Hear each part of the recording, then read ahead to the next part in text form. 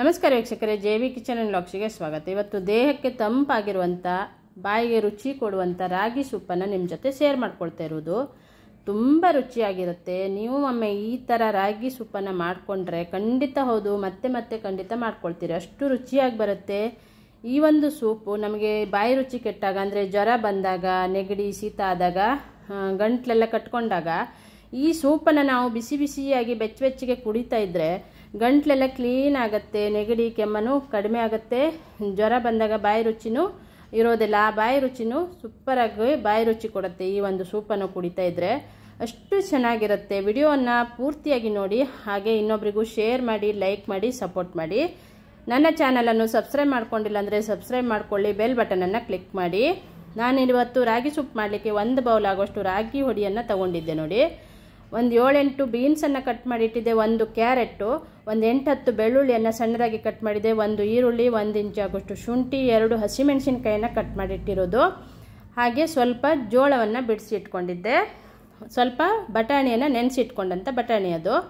ಈಗ ರಾಗಿ ಸೂಪ್ ಮಾಡಲಿಕ್ಕೆ ಮೊದಲಿಗೆ ಒಂದು ಪಾತ್ರೆ ತೊಗೊಂಡು 1 ಸ್ಪೂನ್ ಆಗೋಷ್ಟು ತೆಂಗಿನ ಎಣ್ಣೆ ಹಾಕಿದೆ. ತೆಂಗಿನ ಎಣ್ಣೆಯನ್ನೇ ಹಾಕ್ಕೊಳ್ಳಿ, ಆರೋಗ್ಯಕ್ಕೂ ತುಂಬ ಒಳ್ಳೆಯದು.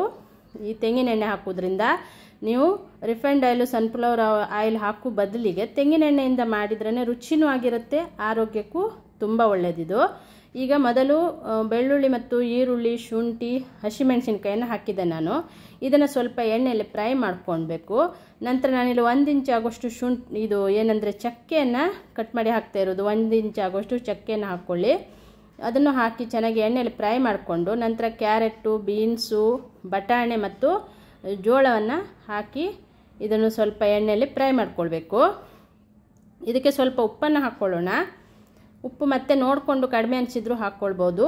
ಈಗ ಸ್ವಲ್ಪ 1 ಸ್ಪೂನ್ ಆಗೋಷ್ಟು ಉಪ್ಪನ್ನು ಹಾಕಿದ್ದೆ. ಇದನ್ನು ಎಣ್ಣೆಯಲ್ಲೇ ಸ್ವಲ್ಪ ಫ್ರೈ ಮಾಡಿಕೊಂಡು ನಂತರ ನಾನಿಲ್ಲಿ ಒಂದು 3 ಗ್ಲಾಸ್ ಆಗೋಷ್ಟು, ದೊಡ್ಡ ಗ್ಲಾಸಲ್ಲಿ 3 ಗ್ಲಾಸ್ ಆಗೋಷ್ಟು ನೀರನ್ನು ಹಾಕ್ತೇನೆ ನೋಡಿ. ಈ ನೀರನ್ನು ಚೆನ್ನಾಗಿ ಕುದಿಸ್ಕೊಳ್ಬೇಕೀಗ. ತುಂಬ ಟೇಸ್ಟಿಯಾಗಿ ಬರುತ್ತೆ. ನಮಗೆ ನೆಗಡಿ ಶೀತ ಕೆಮ್ಮ ಆದಾಗ, ಗಂಟ್ಲು ಕಟ್ಕೊಂಡಾಗ ಈ ಒಂದು ಸೂಪನ್ನು ಬೆಚ್ಚಗೆ ಕುಡಿತಾ ಇದ್ದರೆ ಸೂಪರಾಗಿರುತ್ತೆ. ಈಗ ನೀರು ಹಾಕ್ಬಿಟ್ಟು ಅದು ಚೆನ್ನಾಗಿ ಕುದಿಲಿಕ್ಕಿಟ್ಟಿದ್ದೆ.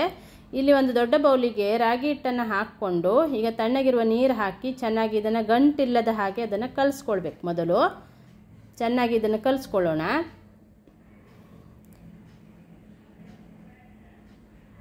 ರಾಗಿ ಅಂಬಲಿ ಎಲ್ಲ ಮಾಡ್ತಿರ್ಬೋದು, ಆದರೆ ಈ ಥರ ಒಂದು ಸೂಪ್ ಮಾಡಿಕೊಂಡ್ರೆ ಒಂಥರ ಡಿಫ್ರೆಂಟ್ ಆಗಿರುವ ಟೇಸ್ಟು ಕೊಡುತ್ತೆ. ಬೆಚ್ಚಗಾಗಿ ಇದನ್ನು ಕುಡಿಬೇಕು, ಆವಾಗ ಬಾಯಿ ರುಚಿಗೂ ಒಳ್ಳೆಯದು, ನೆಗಡಿ ಶೀತ ಕೆಮ್ಮ ಎಲ್ಲನೂ ಕಡಿಮೆ ಆಗುತ್ತೆ ಇದರಿಂದ. ಈಗ ರಾಗಿ ಹಿಟ್ಟನ್ನು ಕಲಿಸ್ಕೊಂಡಾಗಿದೆ. ಈ ಕಡೆನೇ ನೀರು ಚೆನ್ನಾಗಿ ಕುದೀತಾ ಇದೆ. ನಾನಿಲ್ಲಿ 1 ಸ್ಪೂನ್ ಆಗೋಷ್ಟು ಪೆಪ್ಪರ್ ಪುಡಿಯನ್ನು ಹಾಕಿದೆ, ಅಂದರೆ ಕಾಳು ಮೆಣಸಿನ ಪುಡಿ ಹಾಕಿರೋದು. ನಾನು ಅದನ್ನು 1 ಸ್ಪೂನ್ ಆಗೋಷ್ಟು ಕುಟಾಣಿಯಲ್ಲಿ ಜಜ್ಜಿ ಹಾಕಿರೋದು. ಇದು ನೀವು ಪೌಡ್ರ್ ಇದ್ರೂ ಪೌಡ್ರನ್ನು ಹಾಕ್ಕೊಳ್ಬೋದು.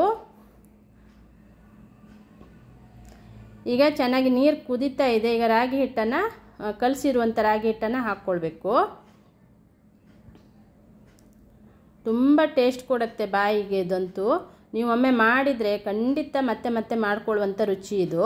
ಅಷ್ಟು ಸೂಪರಾಗಿರುತ್ತೆ, ಎಲ್ಲರಿಗೂ ಇಷ್ಟ ಆಗುತ್ತೆ ರಾಗಿ ಸೂಪು.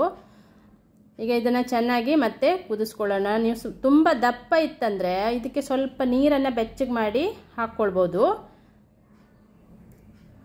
ಈಗ ನಾನಿಲ್ಲಿ ರುಚಿಗೆ ತಕ್ಕಷ್ಟು ಉಪ್ಪನ್ನು ಹಾಕ್ಕೊಳ್ತಾ ಇದ್ದೆ.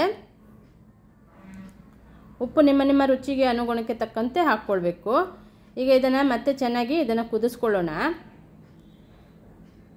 ತುಂಬ ಸಿಂಪಲ್ ಆದ್ರೂ ಟೇಸ್ಟಿಯಾಗಿರುತ್ತೆ, ಬಾಯಿಗೂ ರುಚಿ, ಹಾಗೆ ದೇಹಕ್ಕೂ ತಂಪಾಗಿರುವಂಥ ಆರೋಗ್ಯಕರವಾದಂಥ ರಾಗಿ ಸೂಪು ರೆಡಿಯಾಗಿದೆ ನೋಡಿ. ಈಗ ನಾನು ಸ್ಟವನ್ನು ಆಫ್ ಮಾಡಿದ್ದೆ. ಈಗ ಇದನ್ನು ಸರ್ವ್ ಮಾಡ್ಕೊಳ್ಳೋಣ. ಬೆಚ್ಚಗಿರುವಾಗಲೇ ಇದನ್ನು ಕುಡಿಬೇಕು, ಸೂಪರಾಗಿರುತ್ತೆ ನೋಡಿ. ರಾಗಿ ಸೂಪ್ ರೆಡಿಯಾಗಿದೆ ವೀಕ್ಷಕರೇ. ಒಮ್ಮೆ ನೀವು ಟ್ರೈ ಮಾಡಿ, ಹಾಗೆ ಕಮೆಂಟ್ ಬಾಕ್ಸಲ್ಲಿ ಕಮೆಂಟನ್ನು ಬರ್ತಿಸಿ. ವಿಡಿಯೋನ ಇನ್ನೊಬ್ರಿಗೂ ಶೇರ್ ಮಾಡಿ, ಲೈಕ್ ಮಾಡಿ, ಸಪೋರ್ಟ್ ಮಾಡಿ. ನನ್ನ ಚಾನಲನ್ನು ಸಬ್ಸ್ಕ್ರೈಬ್ ಮಾಡ್ಕೊಂಡಿಲ್ಲ ಅಂದರೆ ಸಬ್ಸ್ಕ್ರೈಬ್ ಮಾಡ್ಕೊಳ್ಳಿ, ಪಕ್ಕದಲ್ಲಿರುವಂಥ ಬೆಲ್ ಬಟನನ್ನು ಕ್ಲಿಕ್ ಮಾಡಿ. ನಾ ಮಾಡುವ ರೆಸಿಪಿಯ ನೋಟಿಫಿಕೇಷನ್ ಫಸ್ಟ್ ನಿಮಗೆ ಬರುತ್ತೆ. ಸಿಂಪಲ್ ಆಗಿರುವಂಥ, ಟೇಸ್ಟಿಯಾಗಿರುವಂಥ ಹೊಸ ರುಚಿಯ ರೆಸಿಪಿಗಳನ್ನು ನಾನು ಶೇರ್ ಮಾಡ್ತಾ ಇರ್ತೇನೆ. ವಿಡಿಯೋವನ್ನು ಪೂರ್ತಿಯಾಗಿ ನೋಡಿದ್ದಕ್ಕೆ ಥ್ಯಾಂಕ್ ಯು.